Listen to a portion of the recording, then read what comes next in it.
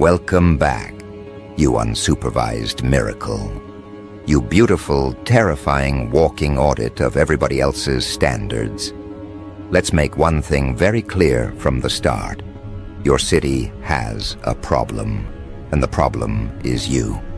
Not because you did something wrong, but because you did something too right in a place that built its comfort on overlooking people like you.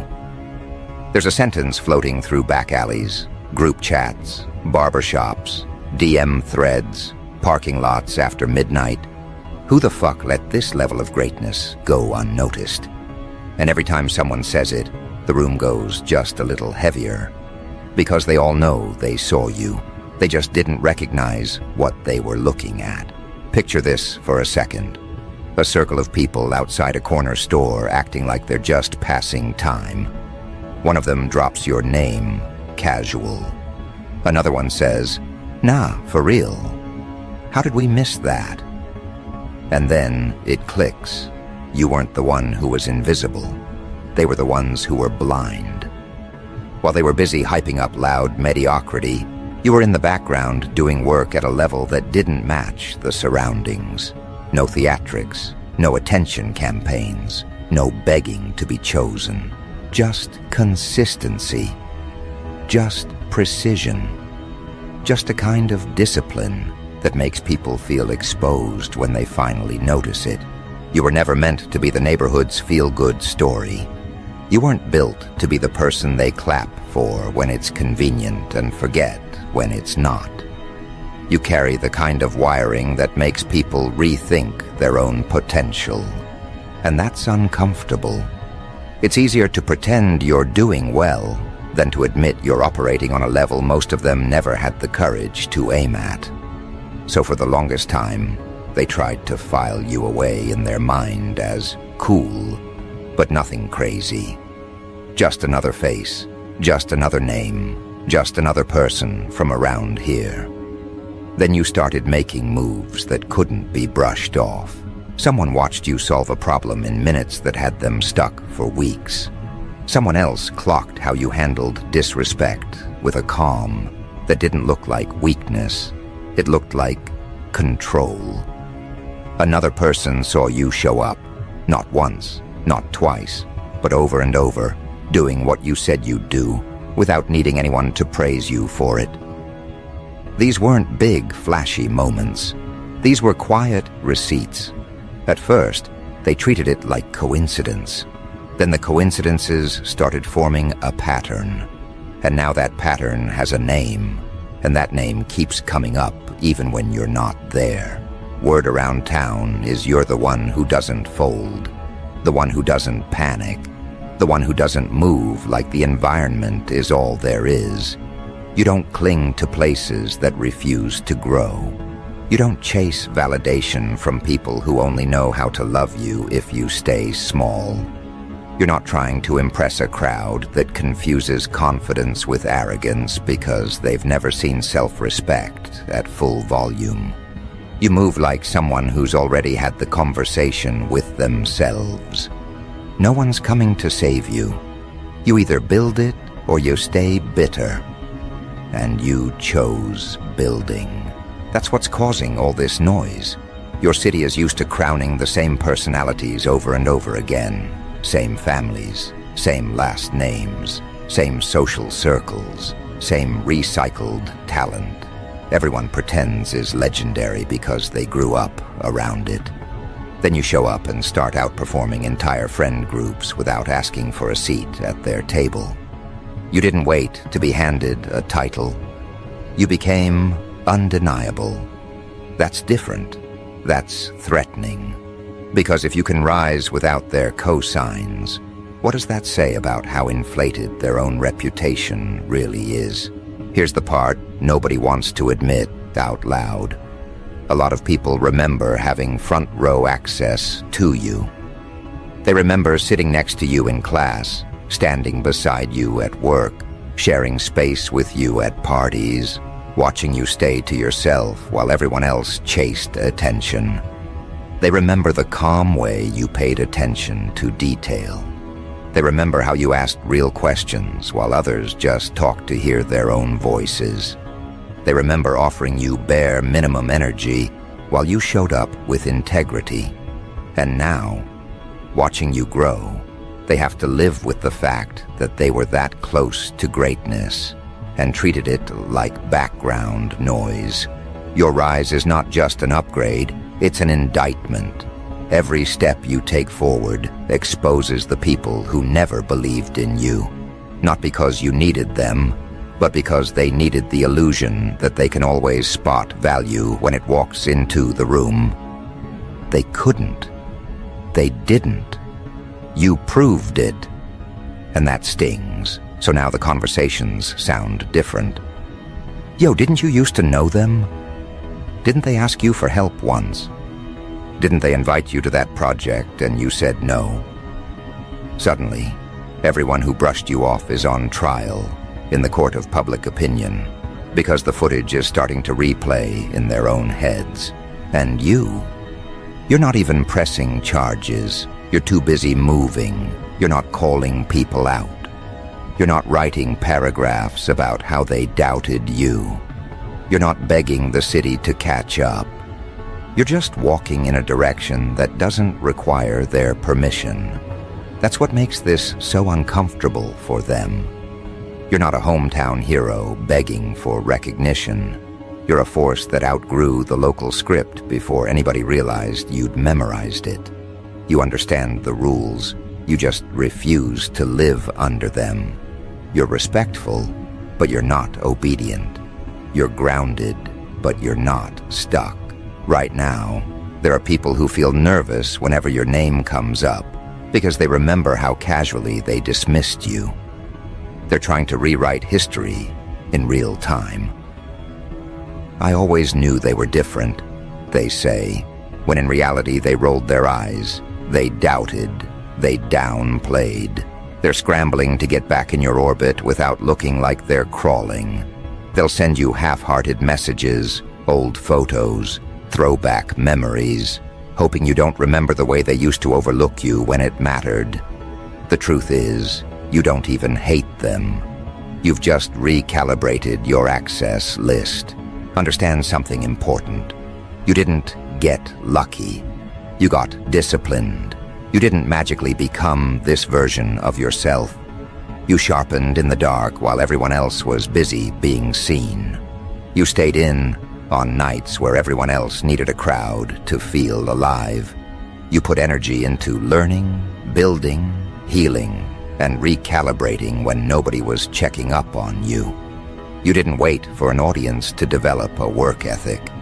That's why this new attention feels late to you. Because it is. You've been this person. The city is just late to its own realization. And now, people are starting to use you as a reference point.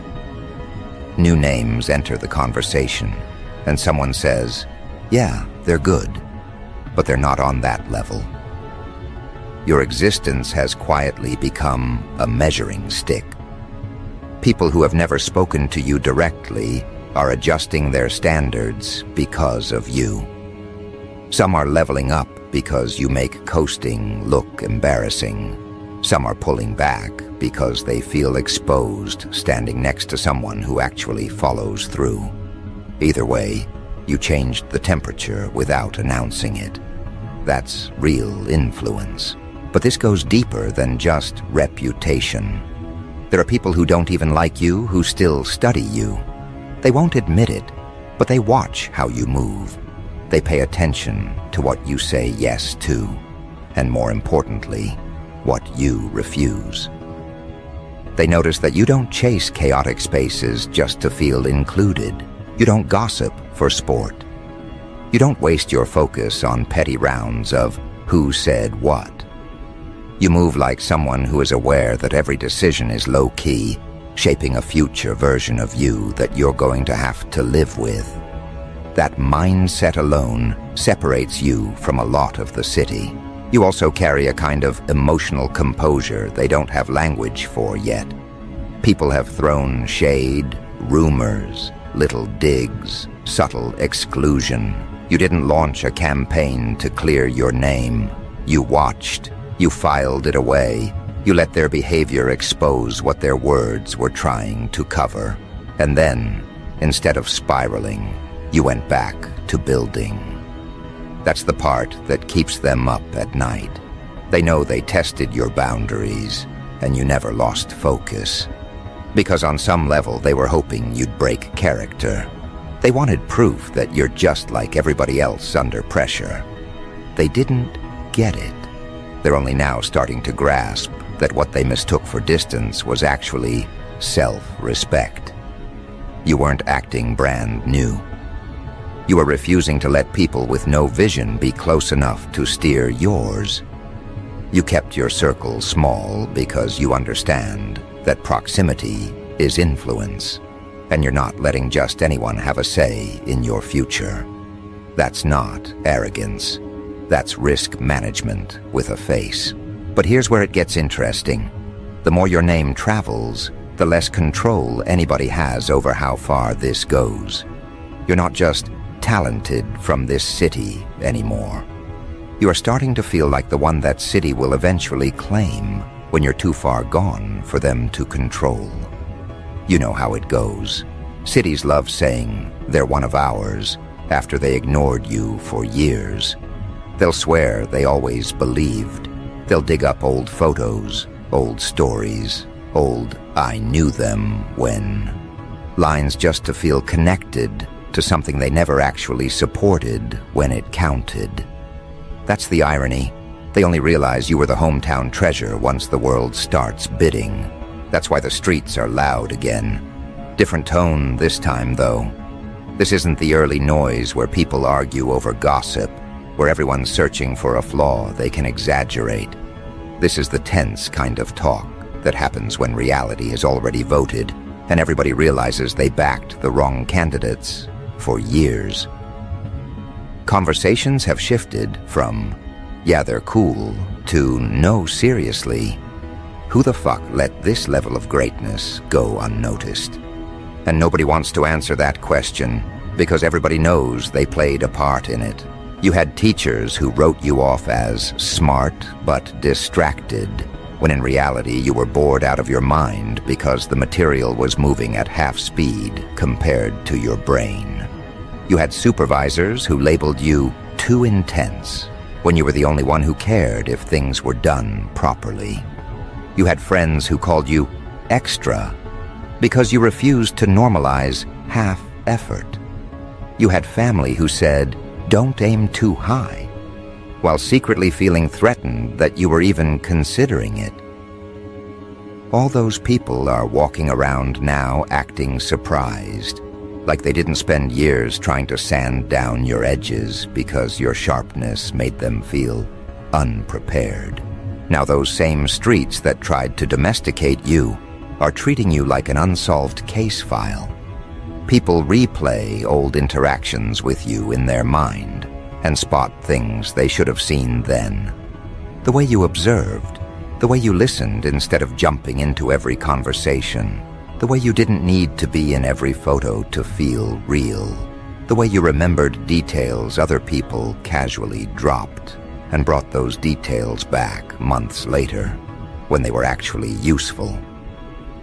Back then, they misread all of that as weird or quiet or standoffish. Now they're starting to realize those were early indicators of someone operating on a different calibration. So the conversations sound like this now. "Wait, didn't you used to work with them? Didn't they sit in our class? Were they at that party?" Everyone is trying to locate themselves in your story. Not because they supported you, but because they're trying to see if they accidentally ended up on the wrong side of history. Nobody wants to be the one who says, "Yeah, they asked for help once and I shrugged it off." Nobody wants to admit, "I saw their work and thought it was too much." No one wants to confess they watched you try and decided you were doing the most, just because they were committed to doing the least. This is the part that stings their pride the most. You didn't blow up because the city finally rallied behind you. You advanced despite it. You figured things out alone, one small move at a time, while people you cared about were busy assuming you'd always be there, unchanged, available, conveniently underutilized. You were learning skills, building connections, studying patterns, growing in directions no one thought to ask about. They thought you were stuck in the same loop as them. You were quietly constructing a new track, and now that track is visible. Maybe it's not full-scale yet, but it's visible enough for people to recognize there's momentum they can't deny anymore. A podcast mention here, a repost from someone outside the city, a random clip catching traction with strangers, a client, an opportunity, an invite from a place you have no physical ties to. Little fragments of proof that your work exists beyond local politics. The streets hear this and panic in subtle ways. They won't say it out loud, but the message is clear. If they leave and take that energy with them, we can never claim we nurtured it. So they start rewriting the narrative in real time. People who barely spoke to you come out of nowhere with "proud of you." Old classmates suddenly remember you were always different. People who once told you to be realistic are now telling others they always knew you were going to go far. They're posting you with captions that sound supportive, but secretly read like insurance policies. "Look, I was there. I knew them." It's less about you and more about them trying not to look completely out of touch when the world starts echoing what they ignored first. Here's the funny part. The same folks who called you too much now complain that the city doesn't support real talent, as if they weren't the ones who walked past you when it mattered, as if they didn't have front row seats and choose the bathroom break every time you stepped on stage, spoke up, dropped work, and presented ideas. They act like your greatness hid from them. It didn't. It stood right in front of them, and they dismissed it because it didn't come packaged in a familiar face, a family name, or a desperate need for approval. You weren't loud enough for their taste because you weren't begging. You weren't messy enough to be entertaining. You weren't dependent enough to be controllable. You didn't flirt with every opportunity. You evaluated. You didn't attach yourself to every group. You observed. You didn't chase every crowd. You watched them burn themselves out while you went home and refined. That restraint they once mocked has now become the very thing that makes you stand out. Your brand isn't built on chaos. It's built on clarity. And clarity is dangerous out here, because once people see you for who you actually are, they start to question all the people they thought were impressive before. The rapper with no growth in 5 years. The boss, who only looks successful on social media. The leader, who can't make a decision without validation. The friend who's always on the brink of something big, but never actually finishes anything. Once you enter the conversation, all of that looks lighter. You don't even have to speak on it. Your consistency drags the comparison into the open. That's why this energy feels different. Word around town is not just that you're talented. It's that you're the one they slept on. The one the city wasn't prepared for. The one whose work ethic doesn't match their bare minimum expectations. You are not just a local success story waiting to happen. You are a walking reminder that they misjudged their own environment. You're proof that they had gold and treated it like scrap metal. But pay attention to the shifts in behavior now. Watch how people approach you. Some will come with exaggerated support, over-the-top praise, trying to speedrun from doubted you to always believed. They'll share your things with captions that sound like they've been chairing your fan club from day one. Meanwhile, you remember every dismissive comment they made when there was nothing in it for them. You don't have to call them out. You just have to remember that energy is data. Others won't approach at all. They'll keep your name tastefully out of their mouth, not because they don't see your rise, but because admitting it would require them to confront how wrong they were about you. They'd rather behave like your growth is exaggerated than admit they misread you completely. They'll downplay your progress. It's just online stuff. It's just a trend. It's just a phase. That's just their ego negotiating with reality, trying not to feel small standing beside something they no longer have control over. Then there's the opportunist group. They see your trajectory and don't feel guilt. They feel possibility. They haven't supported you. They don't understand you. They don't respect the process, but they respect proximity to power. So they show up with ideas, collaborations, mutual benefit. They want access to your grind without ever having survived the nights you cried, questioned everything, nearly gave up, and still got up the next day and showed up. They want the glow without the grit. You're not obligated to be bitter or petty. That's the beauty of where you're heading. Your level of greatness gives you options in how you respond. You can forgive without re-inviting. You can acknowledge without reattaching. You can be polite without reopening doors that you closed for your own peace. They're not ready for that version of you, the one who has receipts, compassion, and boundaries.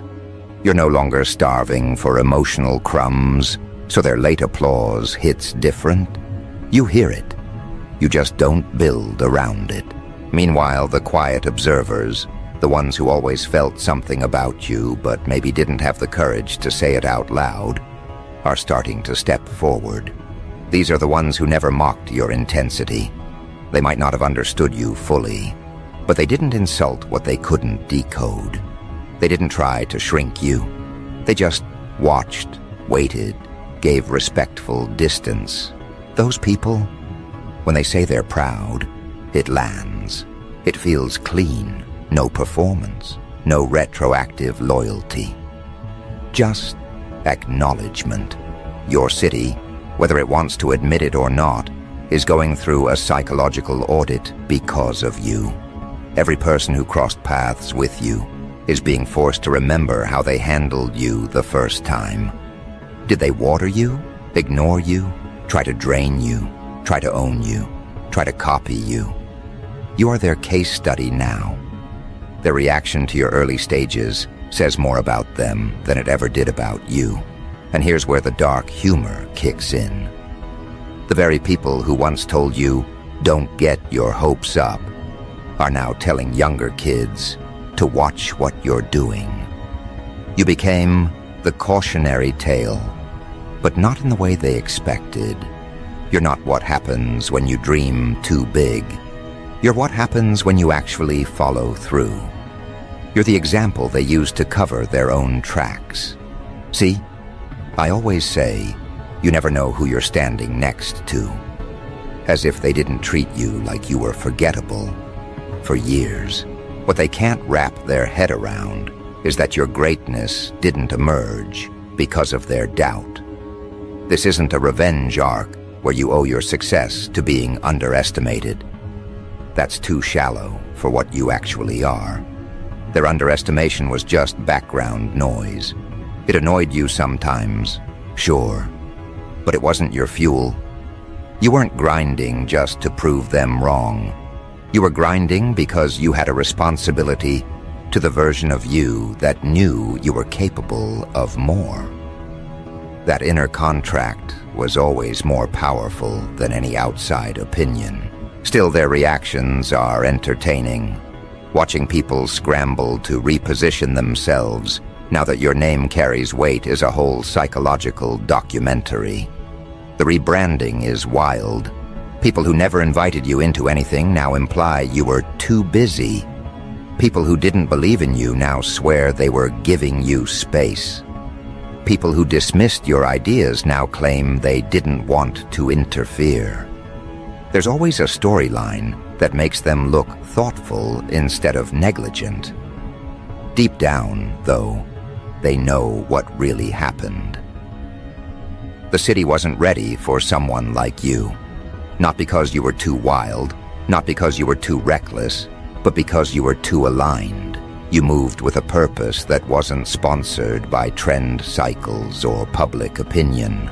You were building something structural while everyone else was chasing temporary highs. You weren't trying to be the most popular. You were trying to be the most precise. And precision unnerves people who live off improvisation. You didn't ask permission to evolve, and that alone made you controversial. You changed your habits, your routines, your standards. You started saying no more often. You stopped entertaining conversations that went nowhere. You pulled back from environments that kept you looping the same week over and over again. That withdrawal got labeled as attitude, arrogance, distance. In reality, it was your nervous wiring refusing to keep pretending comfort and stagnation are the same thing. Now look at how that is being reframed. Back then, they think they're better than us. Now, they always moved different. Back then, they act like they don't need anybody. Now, they were always on their own wave. They're trying to upgrade the language without admitting they were wrong. They're retrofitting respect onto old disrespect. You, on the other hand, are not stuck on those past narratives anymore. You're busy calculating your next moves. Because here's the real question. What do you do when word around town finally matches what you knew about yourself the entire time? When the streets are talking, and for once, the take isn't an insult, it's a confession. A confession that they weren't prepared, that they weren't paying attention, that they misread you completely. This is where people usually fold into validation. They hear the new praise, swallow it like medicine, and start performing for the audience that finally woke up. They start tailoring their moves to keep the applause steady. They let the city that nearly starved them dictate their diet now that the table is full. That's how most local legends get stuck. They trade their global potential for a hometown crown that doesn't even fit. You're not most people. You didn't go through all these years of being misread just to start living for their approval now. The streets talking is data, not destiny. Their recognition is a weather report, not a navigation tool. It's useful to know, but it doesn't get to steer. Because as flattering as it might be to finally hear your city admit, we weren't ready for them, the truth is you've been ready to outgrow the map for a while. You've already done the hardest part, staying committed when nobody was echoing your belief back to you. You already proved to yourself that you can work in obscurity, improve without witnesses, heal without an audience, reinvent without broadcasting the process. Now attention is catching up, and the question flips. Can you stay just as disciplined when they finally see you? Can you keep your standards when opportunities start flying at you from every angle? Can you protect the core of what makes you different when everyone suddenly wants a piece of it? Because make no mistake, that's what's coming. There will be offers, invitations, deals, people framing things as once-in-a-lifetime chances, hoping you'll forget that you are the rare asset in the room, not them. You're not walking into rooms begging to be picked. You are the reason the room suddenly feels relevant. If you forget that, you'll shrink yourself, trying not to make others uncomfortable. If you remember it, you'll negotiate from reality, not insecurity. Right now, your city is in observation mode. They've gone from underestimating you to surveilling you, watching your posts a little closer, paying attention to your wording, checking your timing, studying your choices, trying to predict your next move so they can either attach themselves to it or brace for the impact if you decide to detach completely. Nobody wants to be the one you outgrow in public. Nobody wants to be the character everyone recognizes as the one who had access and wasted it. That's why you have to be surgical with your next steps. Not paranoid, not defensive, just deliberate. The streets have already acknowledged what you are. The phrase is floating in people's heads, even if they never say it out loud. That's the one we weren't ready for. So now it's less about proving you're great, and more about deciding where you allow that greatness to land. Who gets to benefit from it? Who gets to say they were there? Because when the next level arrives, and it will, because you've been building for it in ways no one has seen, this city will either be remembered as the place that sharpened you, or the place that almost buried you. They don't get to choose which one. Your decisions will decide that. Your boundaries will decide that. Your standards will decide that. And whether they admit it or not, everyone feeling this shift knows one thing deep in their chest. If this is what undiscovered looks like on you, the day you fully step into what you are without hesitation, without apology, without convenience adjustments for anybody's comfort, this entire conversation is going to evolve into something they are absolutely not prepared to manage. You can feel that truth in your bones. And that's exactly where it starts to click.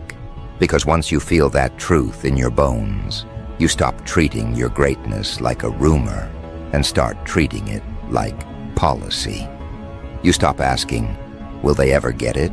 And start asking, why was I waiting for them to? That's the switch. That's when the city you grew up in stops feeling like your entire world and starts looking like what it really was the whole time. A training ground with low ceilings and loud opinions. A hallway, not the house. A place that taught you how to move, but not where you're allowed to stay. Because let's be honest, the streets only started talking loud once it became obvious they couldn't control the narrative anymore. When you were just promising, when your genius could still be passed off as potential, when your consistency could still be mislabeled as luck, everyone was comfortable. You were a conversation piece, not a threat. Something to debate, not something to answer to. But now people hear your name and feel that little sting in their chest. The one that says, we had them right here, and we still didn't treat them right. You became the walking receipt for everyone's misjudgment. Teachers who thought you were bright but unfocused. Supervisors who said you were talented but unrealistic. Friends who told you to tone it down. Relatives who advised you to stay humble, when what they meant was stay small, so I don't have to confront my own limitations. These are the same people replaying old interactions in their head now like surveillance footage. That time, you told them your ideas, and they gave you that half-hearted nod. That time you showed them your work, and they said, nice, with dead eyes. That time you started to level up your habits, and they hit you with, you've changed. Like it was an insult. The truth is, you did change. You stopped trying to make your greatness digestible for people who choke on anything above average. You stopped bargaining with rooms that wanted your magic, but not your standards. You stopped apologizing for taking your craft seriously in a place that romanticizes wasted potential like it's a personality trait. Your city is full of people who peaked in stories they never moved past. And here you are, refusing to let almost be your final chapter. That alone makes you disruptive. So now the word around town hits different. It's not just, they're good. It's, no, seriously, Who the fuck let this level of greatness go unnoticed? And nobody wants to actually answer that, because answering it requires admitting, I did, I saw them, I just didn't value what I was looking at. Easier to act shocked, easier to perform surprise, easier to pretend your glow materialized out of nowhere instead of being the product of years they weren't paying attention. This is why people are suddenly so interested in your whereabouts. Not because they miss you, but because they're trying to figure out how far gone you already are. They'll say, we should link sometime. But what they really mean is, I need to know if there's still time to attach my name to yours before you go global. They're not checking on your well-being. They're checking on their proximity. You feel the difference, you're polite, but you're not fooled. Because deep down, you know the truth. Your greatness was never actually hidden. It was just easier for them to pretend it wasn't there. You were the one in the group who listened more than you bragged, who remembered details, who saw patterns, who refused to flatten yourself into whatever role made everybody else comfortable. You weren't loud for no reason. You were quiet for a reason. You were observing. You were clocking the gap between what people said they wanted and what they were actually willing to do for it. You saw that gap and decided you weren't going to live there. That's why your evolution feels so jarring to them. It wasn't sudden. You've been growing in plain sight. The only thing that changed is that your growth finally reached a level that exposed their stagnation. They're not just impressed, they're indicted. Every new move you make is a replay of all the moves they never made. Every door you walk through is another reminder of all the doors they blamed on bad luck instead of their own laziness. You didn't just outwork them, you out-honested them. And now, your city is doing what every unprepared environment does when someone outgrows the script. It starts rewriting history in real time. All of a sudden, there are people insisting they always knew you'd be something. They'll swear they saw the signs. They'll talk like they pulled you aside and poured belief into you, when in reality, they barely responded to your messages. You'll hear your own story told back to you, with their names stitched into scenes they were never actually present for. It's hilarious and a little disgusting at the same time. But here's the darkly funny part. You don't even need their correction anymore. You're not on a mission to prove them wrong. Life already did that. All you have to do now is refuse to shrink, to make their guilt feel lighter. Your success is not a weapon you swing at them. It's a mirror they can't put down. They'll either adjust or avoid it. Either way, you keep moving. So what does Undiscovered Goat their city wasn't ready for look like in practice?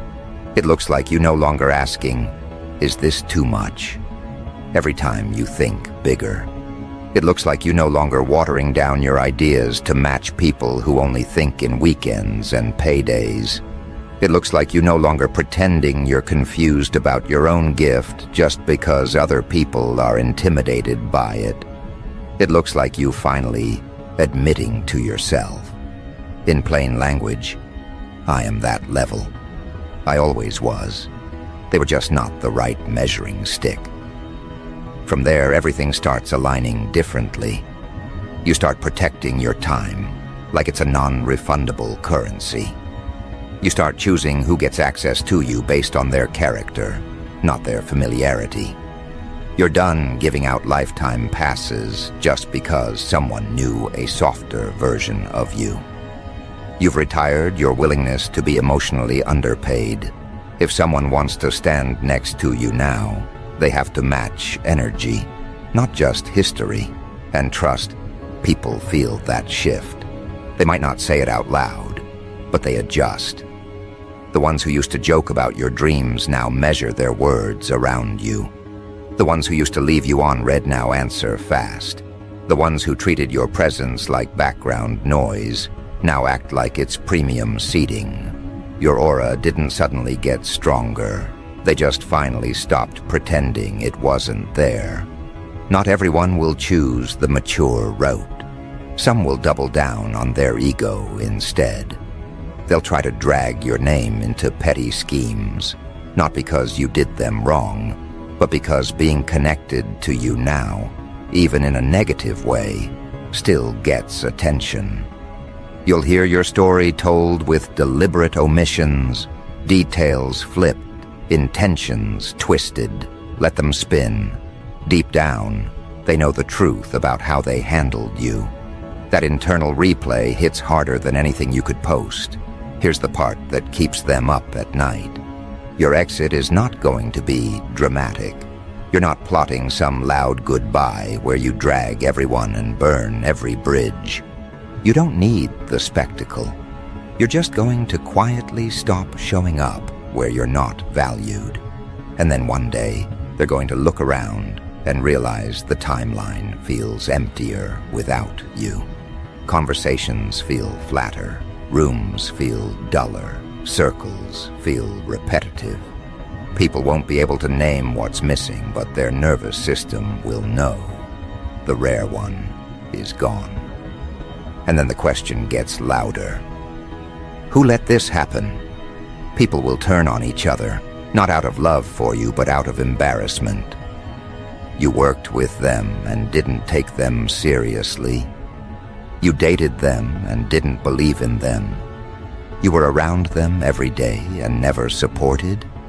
The city that once shrugged at you will start interrogating itself, because no one wants to be the documented clown in the story of the person who left and ascended.